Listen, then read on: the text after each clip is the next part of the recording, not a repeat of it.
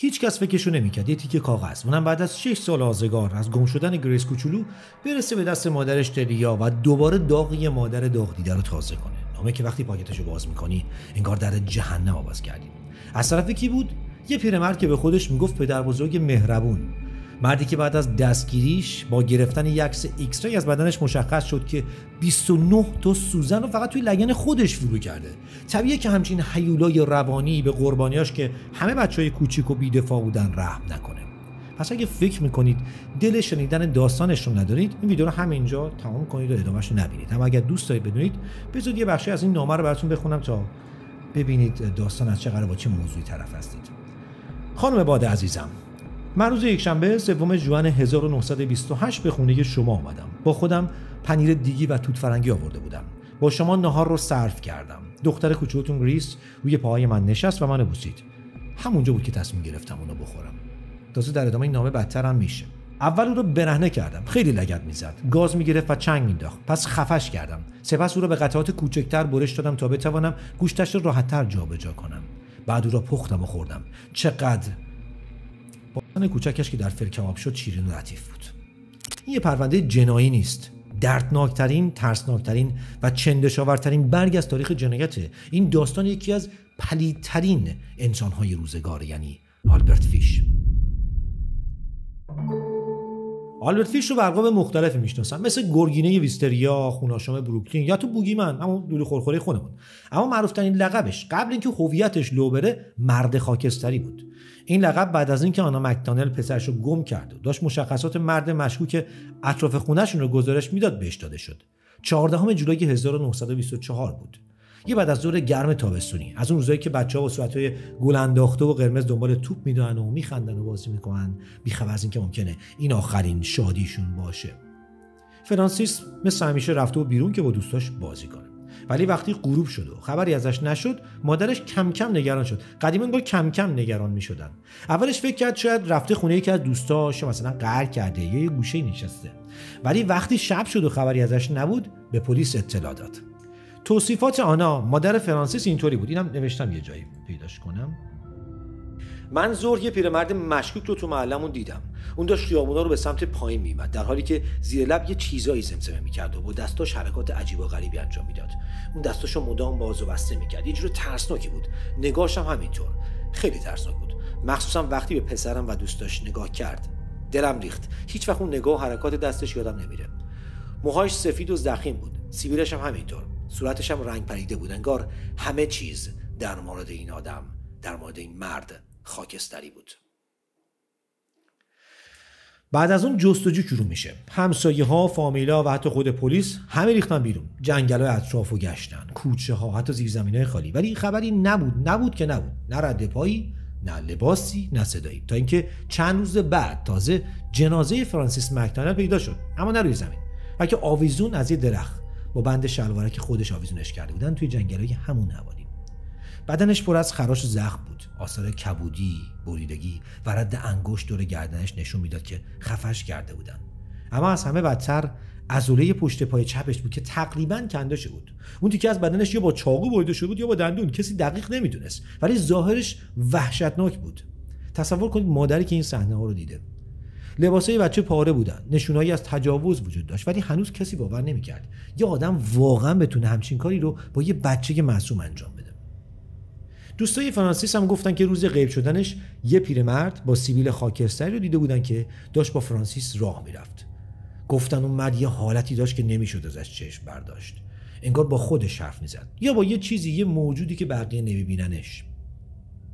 البته این توصیفات کمکی به پیدا کردن قاتل نکرد و فقط باعث شد تا یه اسم رمز ترسناک برای قاتلی که تا 7 سال بعد دستگیر نمیشه اما جنایتش وحشت به جامعه میندازه ساخته بشه.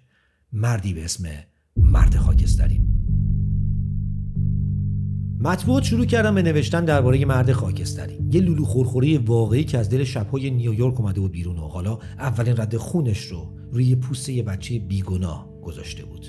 اما آلبرت فیش، این قاتل بیرحم، واقعاً کی بود؟ اون در 19 می 1870 در واشنگتن به دنیا آمد. اسم واقعیش همیلتون هاوارد بود که بعدا خودش آلبرت رو ترجیح داد. خانواده‌اش خیلی عجیب و غریب بودن، انقدری که اصلا داشتن فرزند با توجه به پیشینه خانوادگیشون و مخصوصا پیشینه روانیشون خیلی عجیب بود. پدرش رندال یه مرد آمریکایی با تبار انگلیسی بود که موقع به دنیا اومدن آلبرت 75 سال سن داشت، یه ملوان بازنشسته. مادرش هم الن فرانسیس هاول، یه زن ایرلندی اسکاتلندی بود که از اسکیزوفرنی رنج می‌برد. نه خیلی شدید، اما بالاخره صداهایی میشنید و آدمایی رو میدید که وجود خارجی ندارن.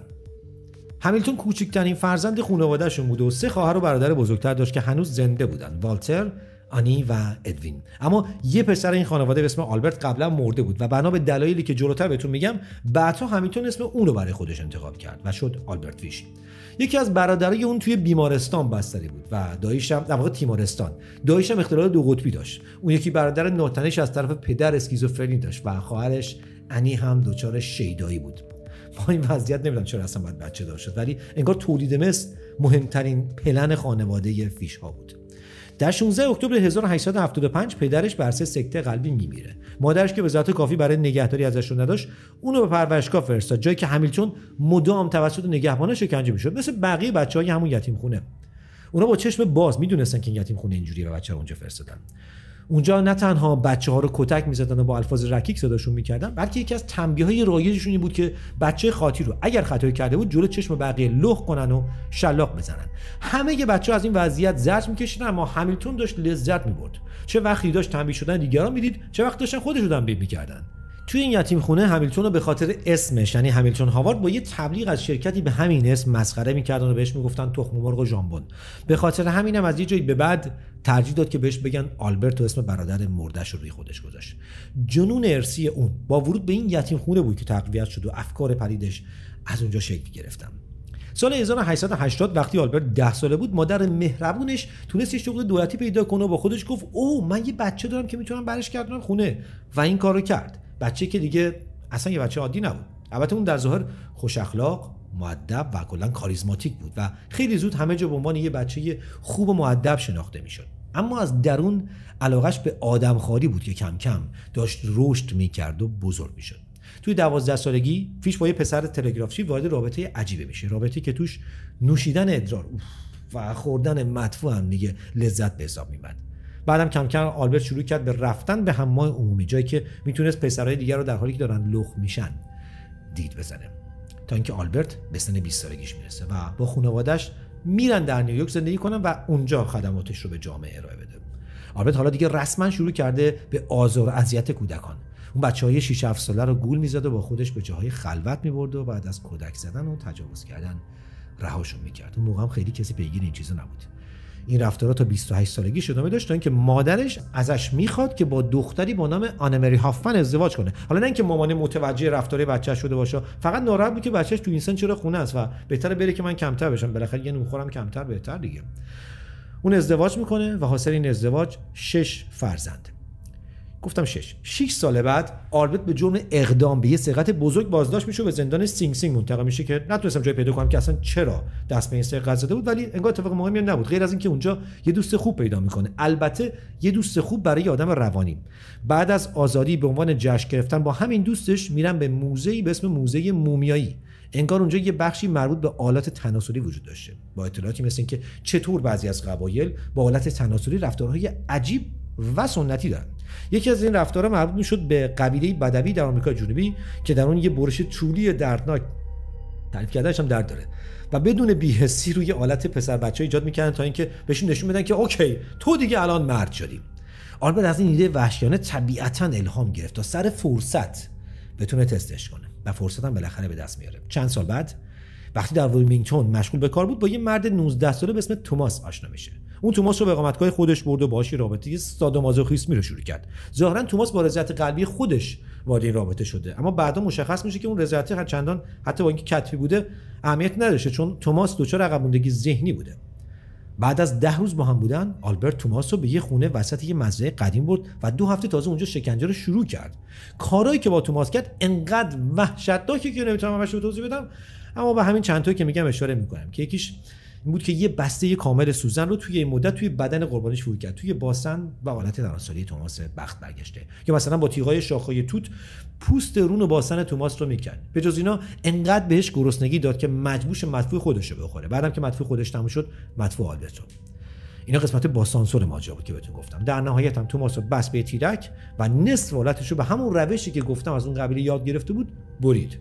اون بعدا توی اعترافاتش گفت که من هرگز فریادهای توماس، فریادهای لذت بخشش در حالی که با التماس تو چشمام نگاه می‌کرد و من داشتم اون کارو می‌کردم فراموش نمی‌کنم. توی اعترافات آلبرت اومده که می‌خواسته بذاره توماس از خونریزی بمیره و بعد جنازه‌ش رو با خودش ببره خونش که بتونه از گوشش هم تغذیه کنه. اما چون هوا خیلی گرم بود و اون بدن در حال فاسد شدن بود، ترسید که توی خیابون‌های شلوغ نیویورک یکی متوجه بوی گندش بشه و لو بره و اینجوری گیر بیافته. پس بدن نیمه جان توماس رو همون شکلی رها کرد. البته کاش همون شکلی رها می‌کرد. اون روی جای زخم آخر توماس پرکسید هیدروژن ریخت یا با یه دستمال وازلین اون رو بست، یه $10 گذاشت توی جیبش و در حالی که با لبخند تو چشمای وحشت زده توماس نگاه میکرد گونه‌اش رو بوسید و اونجا رو ترک. اینا رو من نمیگم، اینا رو خودش تو اعترافاتش گفته. این کارش میتونه دو تا دلیل داشته باشه که یکیش رو خودش گفته، یکیش رو من حدس میزنم. حالا اینکه می‌خواسته اینکه نمیتونه بخوادش، حداقل گفته که توماس نمیره و اگه جنایت بهش نخوره. این چیزی که خودش گفته. و دوم اینی که می‌خواسته لطف بعد از جنایت بکنه و قبل از مردن توماس بهش بفهمونه که ببین من می‌خواستم کمکت کنم ولی متأسفانه نشد دیگه، بد شانس بود. این یکی از کارهایی که قاتلین میکنن بعضی وقتا. تو سال 1917 همسر آلبرت اون رو به خاطر یه تعمیرکار به اسم جان که تو خونه‌شون زندگی می‌کرد ترک میکنه. دیگه از جمله بعد کوچکترین نشونه از انسان بودن در این آدم باقی نمیمونه. آلبرت شروع میکنه به شنیدن صداهایی که بهش دستورات عجیب غریب میدن. ارث مادری. اون باور داشته که حواریون مسیح باهاش حرف میزنن. حتی بعضی وقتا با مشت گره کرده به سمت آسمون داد میزده که من خود مسیح واقعی ام. این باورهای مذهبی عمیق که به خاطر اسکیزوفرنی آلبرت بود باعث میشه که دست به شکنجه خودش هم بزنه. البته این اولین باری نیست که بعضیا این کارو با خودشون میکنن. مثلا توی مملکت خودمون هم هست. زنجیر زدن و قمع زدن هم از این دستکاراست. اما در مسیحیت هم این رفتارها ریشه تاریخی داره که بعضیاشون من اینجا لیست کردم. جلوی چشم دارم که براتون بخونم. اینا از چت جی پی تی درآوردم. از خودم در نمیارم و اطلاعاتی هم نداشتم تا اون موقع.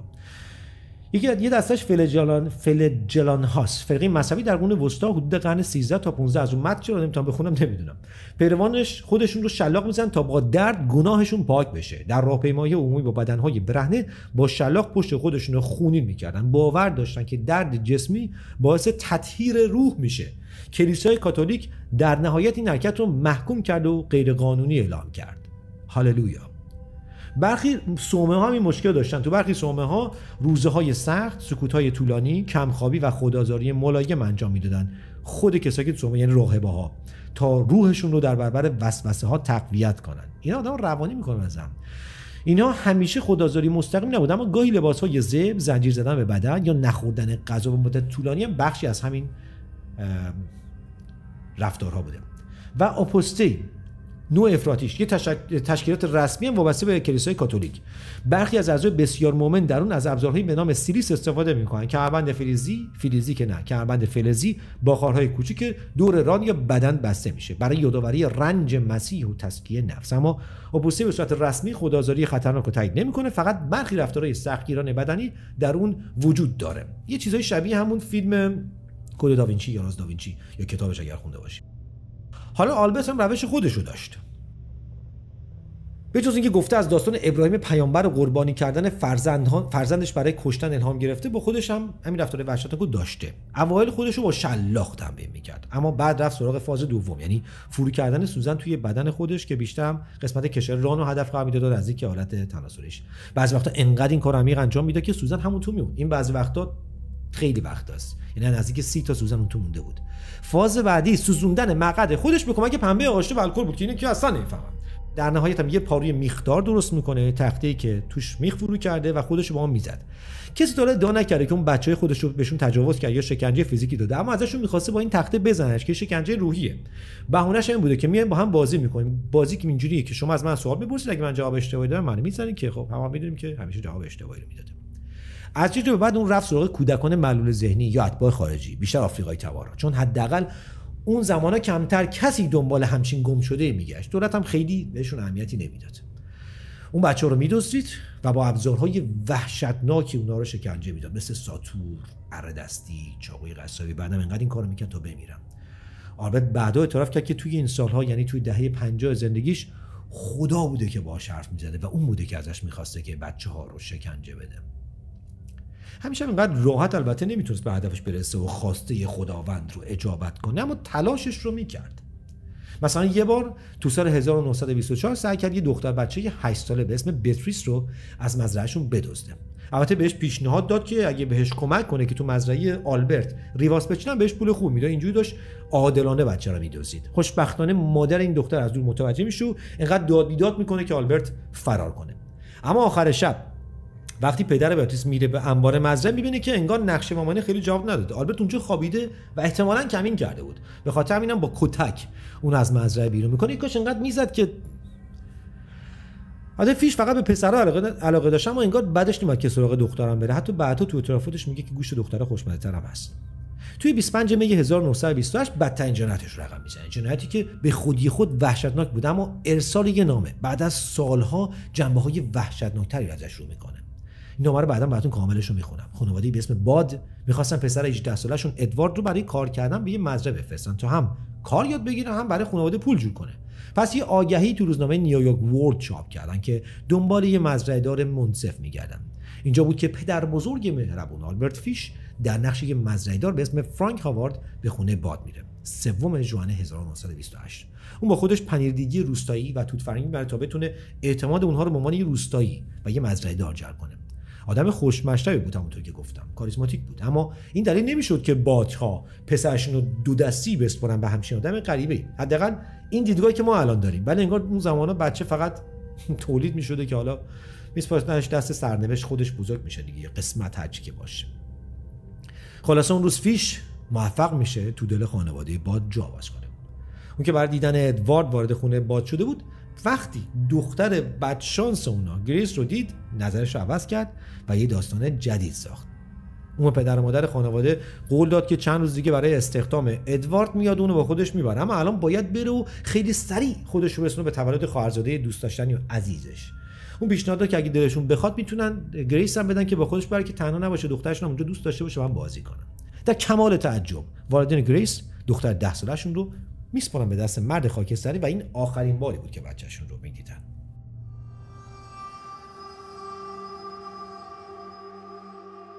توی 6 سال بعد جنایتی نبود که آلبرت انجام نده.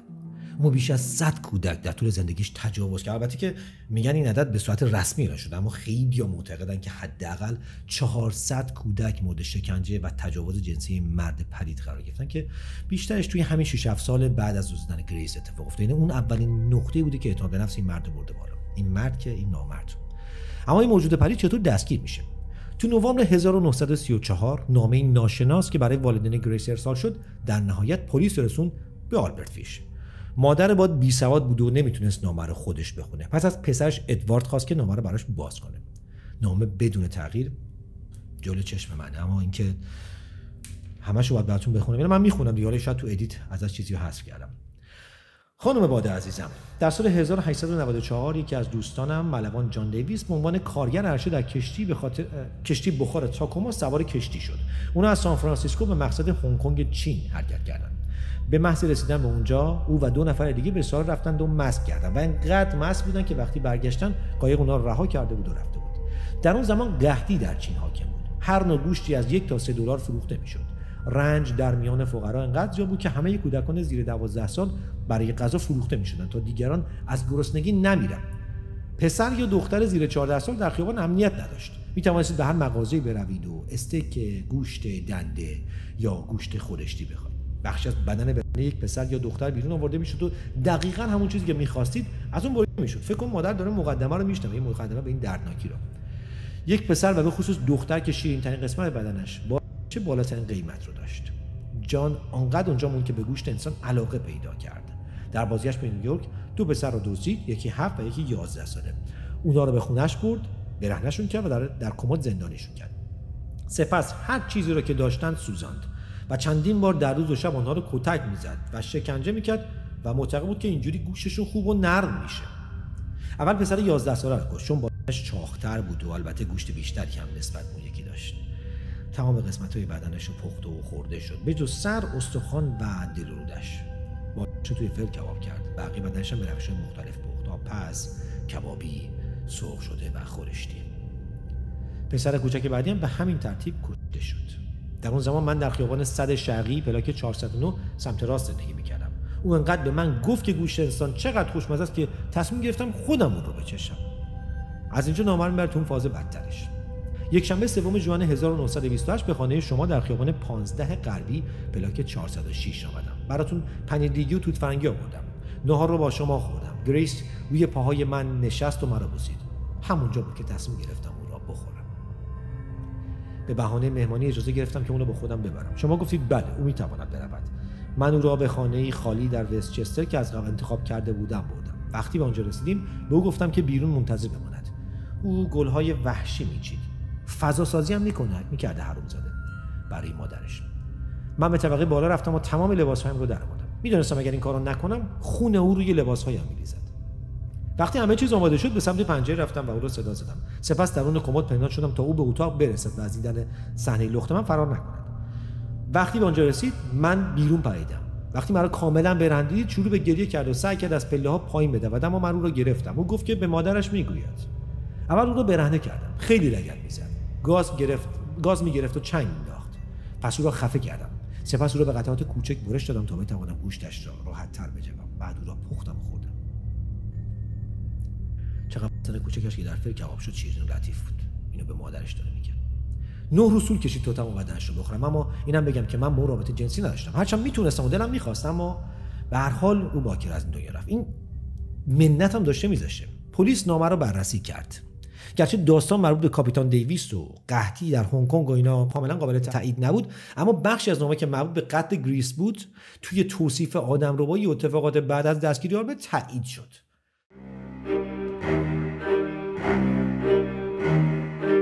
اما چطور دستگیرش کردن؟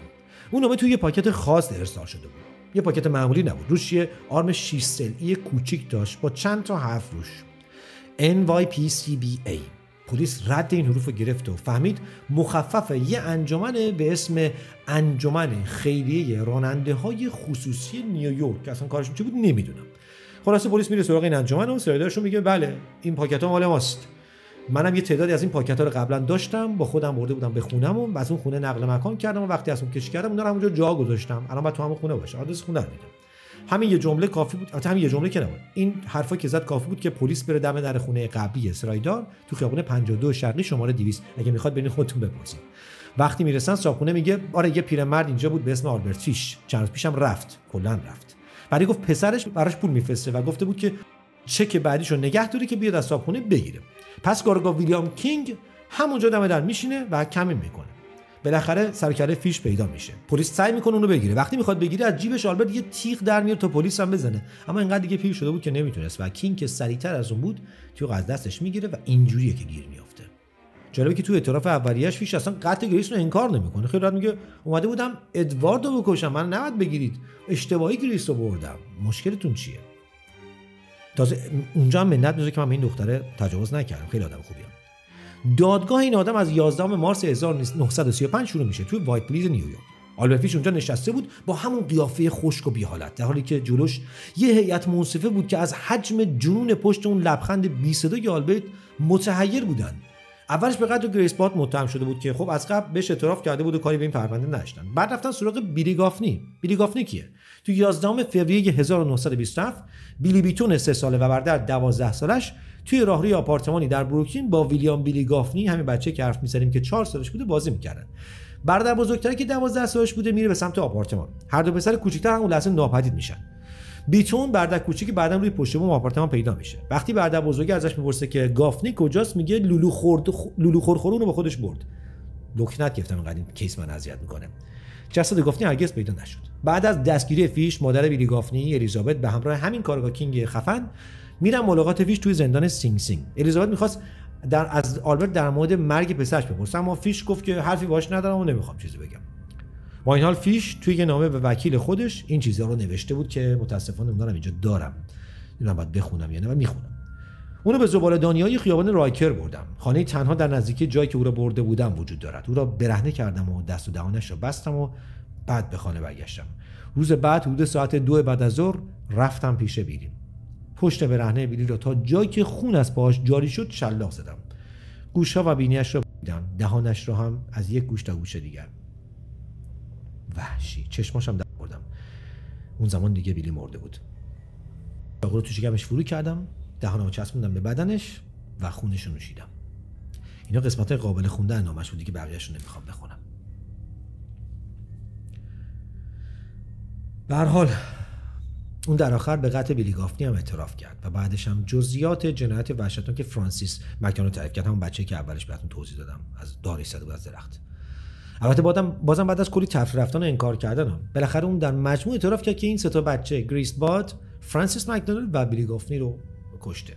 ولی مشخصا خیلی بیشتر از این تعداد بودن. حتی خودش یه جا گفت توی هر ایالتی من یه بچه داشتم، که معلوم نیست منظورش تجاوز بوده یا قتل و خوردن. ولی حتی اگه فقط همون سه تا بودن باشن، هر کدومشون برای ساختن یه فیلم یک سریال ترسناک کافیه. کابوس خانواده‌ها. اون توی اعترافاتش گفت که من کلی سوزنم توی بدنم دارم. اولش هیچ کس اون رو باور نکرد، اما بعد از گرفتن عکس ایکس ری مشخص شد که 29 سوزن فقط توی لگنش وجود داره. اون سوزنی که جا مونده، اونایی که در اومده هیچی. وکیل مدافعش یه مرد با سابقه دادستانی و شهردار سابق شهر پیکسکی به اسم جیمز دمسی بود. دمسی تمام تلاشش رو کرد تا ثابت کنه که بابا فیش دیوونه است. راستم میگفت. چون اگه اون حرکاتی که فیش میکرد، اون لذت بردن از درد، اون میل به شکنجه و سوزوندن خودش، اون صداهایی که مدام توی گوشش میگفت که برو بچه‌ها رو بکش، که به قول خوش از طرف خدا بود، دیوونگی نبود، پس چی بود؟ از اون دادستان هم کم نیاورد، پروندهش رو روی میز کوبید که این آدم نه تنها دیوونه نیست، بلکه دقیقاً میدونسته داره چه غلطی میکنه. روانپزشکایی که از طرف دادگاه احضار میشن برای اینکه این دعوا رو فیصله بدن، یکی اومدن و شروع کردن به لیست کردن تمایلات جنسی فیش: سادیسم، مازوخیسم، چشم‌چرونی، خدازاری، خوردن مدفوع، نوشیدن ادرار، میل به مرده‌ها، میل به خون، میل به گوشت انسان، تجاوز به کودکان، میل به سوزاندن و حتی بریدن اندام تناسلی. این نقشه برای خودش هم حتی داشته. یکی از روانپزشکا گفت تو تمام سالهایی که کار کردم هیچ بیماری مثل این مرد ندیدم. اما وقتی ازش میپرسن یعنی منظورت اینه که الان این دیوونه به حساب، میگفت نه، اینا فقط انحرافن، نه جنون. خود فیش چه میگفت خدا بهم دستور داده بود. میگفت مثل ابراهیم که پسرشو برد قربانی کنه، منم باید یه بچه رو قربانی میکردم تا کفاره گناهانم اینجوری پرداخت بشه. میگفت اول قرار بود که ادواردو با خودم ببرم، پسر خانواده، اما وقتی گریس رو دیدم نظرم عوض شد، منصرف شدم این کار کردم. یعنی گریس رو عملاً با اون گوسفند داستان قربانی کردن اسماعیل و ابراهیم پیامبر رو بعداً فرستاده شدن گوسفند عید قربان یکی کرده. هیئت منصفه نمیتونست منکر دیوونگیش بشه. خودشون هم گفتن آقا این دیوونه است، ولی گفتن همچین آدم دیوونه‌ای رو نمیتونیم بفرستیم توی جامعه، تو زندان هم خطرناکه. با اینکه همشون به سلامت روانش شک کردن، بازم رأی دادن که گناهکاره و باید اعدام بشه. فیش به اعدام محکوم شد. حکمش با صندلی الکتریکی بعد اجرا میشد. وقتی خواستن الکترودا رو ببندن بهش، خودش به جلادش کمک میگه که بهتر واسون کنه. میگفت تو بلد نیستی، داری اشتباه میزنی. آخرین جملهش از همه مسخره‌تره، گفتش که اصلا نمیدونم چرا اینجا منو چرا دارید میکشید.